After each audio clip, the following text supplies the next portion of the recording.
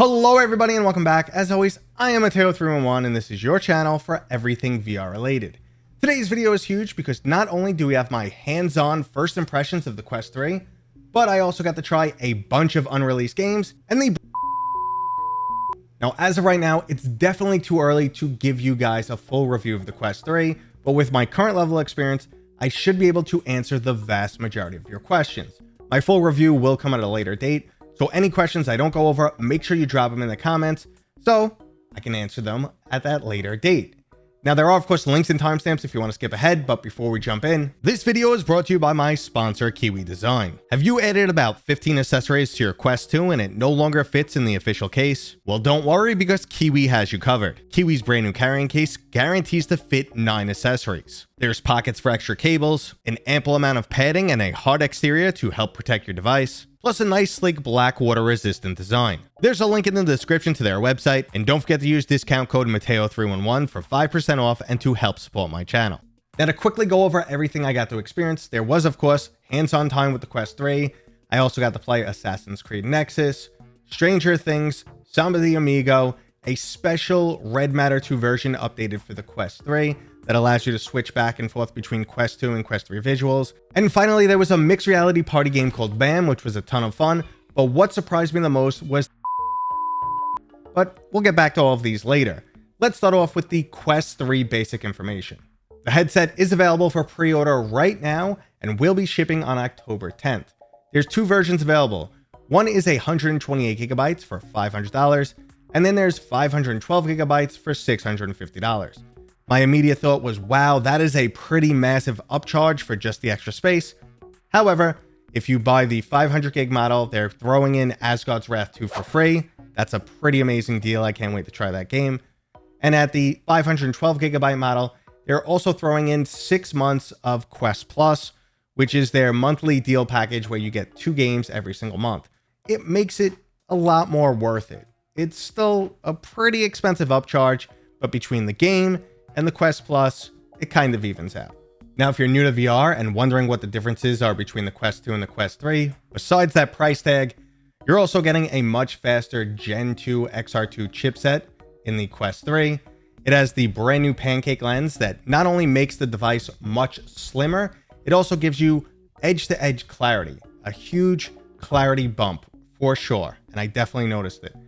There's also high resolution panels and a new depth sensor, which makes this device suitable for AR experiences. They've also been able to remove the tracking ring from the controllers, but I'm sure most of you guys already know all of this and rather hear about my subjective opinion, so let's start off with comfort level. Similar to the Quest 2, the Quest 3 also has a cloth strap, but unlike the original one, I found this one to be adequately comfortable.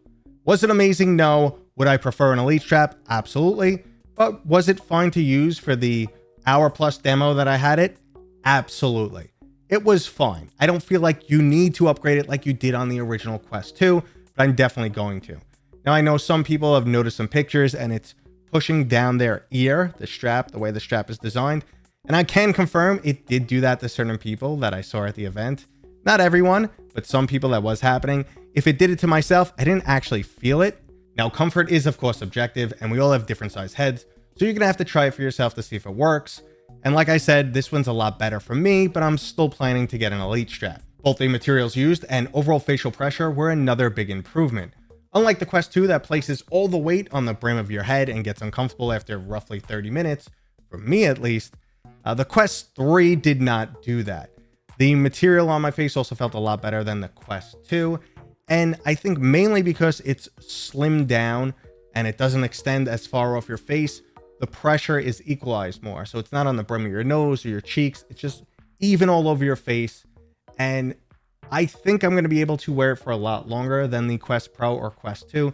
But obviously I need extended testing before I can say that's true or not. But the initial feel is definitely better.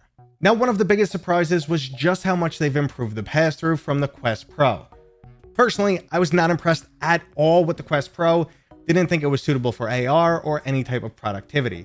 The Quest 3, on the other hand, the image is so much clearer, color representation is closer. It's still a little bit dimmer than real life, but it's much closer. The tracking seems better. They're definitely utilizing that depth sensor to keep things in line a lot more. And overall, I was super impressed by the pass-through experience. The depth sensor also makes room setup so much easier now. No more tracing around the room and saying, okay, this is my boundary.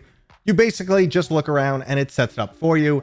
And it does the same for walls and couches. You basically just look at them, it knows it's an object, and you just say wall, ceiling, floor, couch, whatever you want.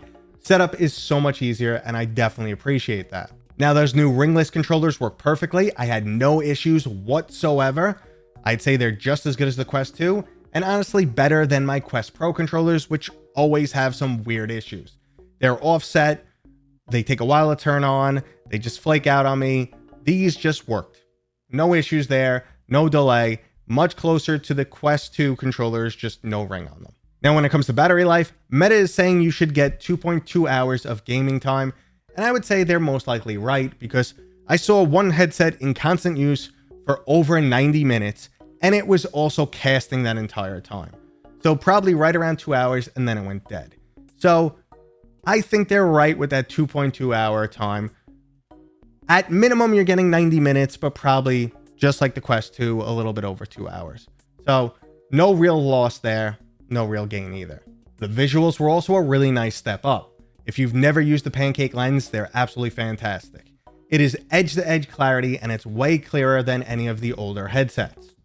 Additionally, the resolution on the panel looked great. I didn't see any screen door effect at all. I didn't spend a lot of time looking for it. I was really just go, go, go, but I did stop and look around, and honestly, I was not seeing it. Now, when it comes to your games, are they going to look better? And well, that's a full topic in itself, which I will get back to, but the answer is yes. Now, I wasn't able to measure the FOV, but it feels very similar to the Quest 2. I didn't notice any real difference there at all. My main takeaway from working with this headset was basically, wow, this is a much better Quest Pro at half the price. It is honestly better than the Quest Pro at half the price. It feels more comfortable to me, the pass-through is better, it performs better across the board. The only thing I would give to the Quest Pro maybe is I think it has better black levels and colors. The LCD panel here wasn't super black. Personally, I'm not someone who's ever bothered by black levels.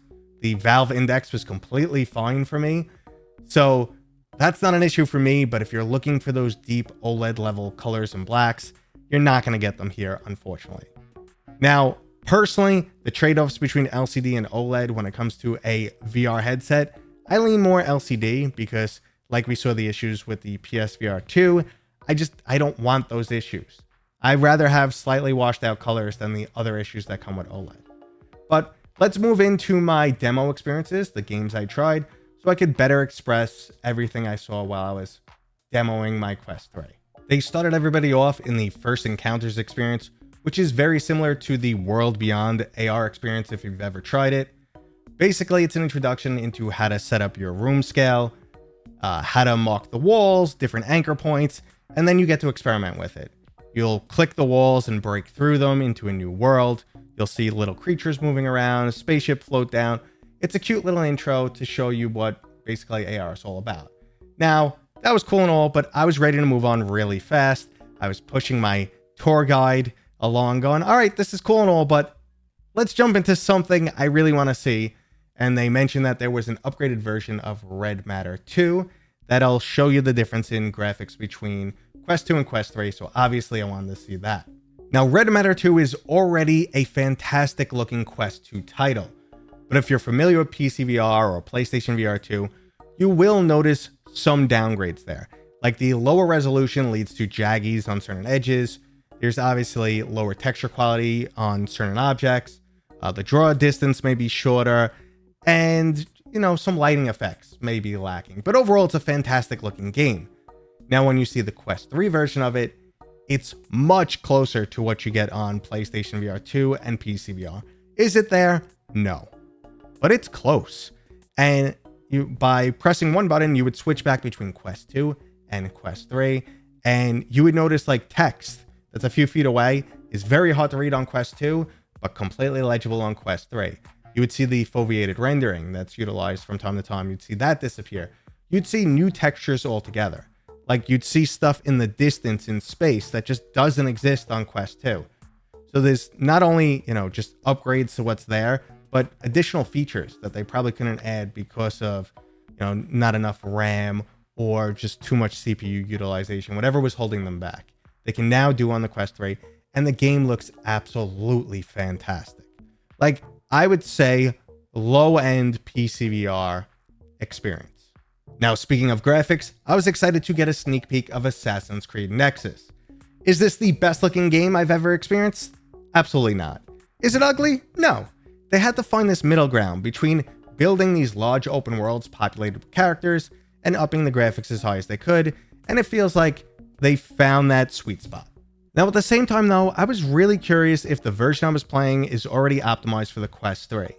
If it is, then I have very low expectations from the Quest 2 version. I walked away with the sensation that this game was already pushing the Quest 3 near its maximum potential, but there's also the possibility that it's just not optimized at all for the Quest 3, and the version we get on Quest 2 will be exactly like this. Now, in terms of the gameplay itself, it does seem to capture the essence of Assassin's Creed. There's the crowds of people that you could run and bump your way through, plenty of buildings to parkour across, and stealth your way on unsuspecting victims, and it seemed to have that same style of cat and mouse pacing. I feel like I still need a lot more practice with the parkour though, because I was missing jumps I shouldn't be, and it wasn't as fluid as I would want it to be, but I think that was a skill issue, not a game issue. Now, some aspects of the combat itself felt fantastic, like pulling out throwing knives and taking out an enemy from distance. That felt really, really good. Overall though, I need more experience before I can give you my full impressions on the game. As it stands now, I'm more intrigued than I was, but not completely sold, mainly because it's just not my genre of game. Now, when it comes to Stranger Things, we only got to try a mixed reality demo, which was really cool, but again felt like a novelty. You're going around with this really cool device on your hand that allows you to open up portals into the Upside Down, and once you open them, like some creatures would come flying out that you'd have to grab and, fight back against, and you'd get all glimpses of like the vine work, or you'd close your hand, open a new portal, and it would just be some other iconic place from the Stranger Things show. So overall, it was cool, but again, it's like an experience that you'll try once, say this is cool, and never really jump back into it, or maybe just show it to your friends. I don't know. I'm still of the opinion that mixed reality is a little bit of a novelty. However, there was another experience we got to play called BAM, which was a fully mixed reality game, which sets up a board in front of you that you can resize. I mean, you can make it as big as you want or as small as you want, and you get to control little robots on that board, and it's a King of the Hill battle. Your robots can punch each other. You can play either co-location with people in the room, or you can play against people online.